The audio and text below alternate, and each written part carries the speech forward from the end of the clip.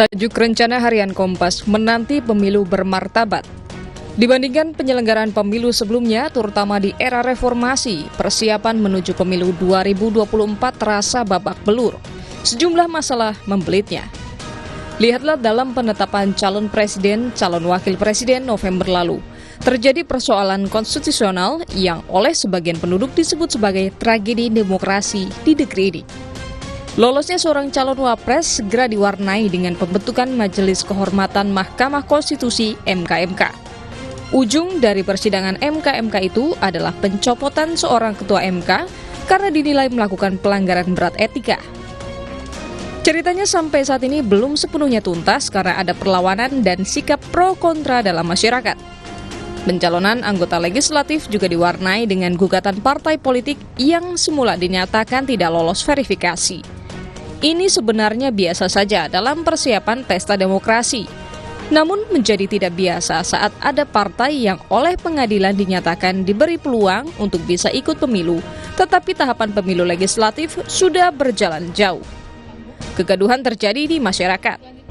Di sisi lain, pencalonan anggota Dewan Perwakilan Daerah (DPD) di sejumlah provinsi ditandai dengan minimnya peminat. Padahal, kader partai atau keluarganya juga sudah bisa menjadi calon wakil daerah. Rendahnya minat warga menjadi anggota DPD kemungkinan disebabkan oleh minimnya kontribusi lembaga perwakilan daerah itu dalam penyelenggaraan negara di Nusantara.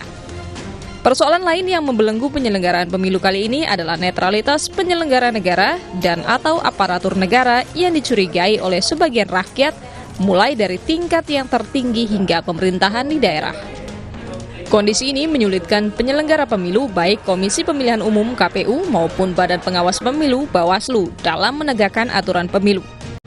Bagi sebagian warga, berbagai masalah yang membelenggu penyelenggaraan pemilu 2024 itu tak lepas dari keinginan tokoh atau kelompok dalam masyarakat untuk hanya menangi pemilu. Pokoknya harus menang. Bahkan terasa tak peduli dengan kondisi bangsa ini, terutama terkait persatuan Indonesia dan pendewasaan rakyat dalam berdemokrasi. Oleh karena itu, refleksi akhir tahun 2023 dari pengurus pusat PP Muhammadiyah yang disampaikan di Jakarta pantaslah diapresiasi.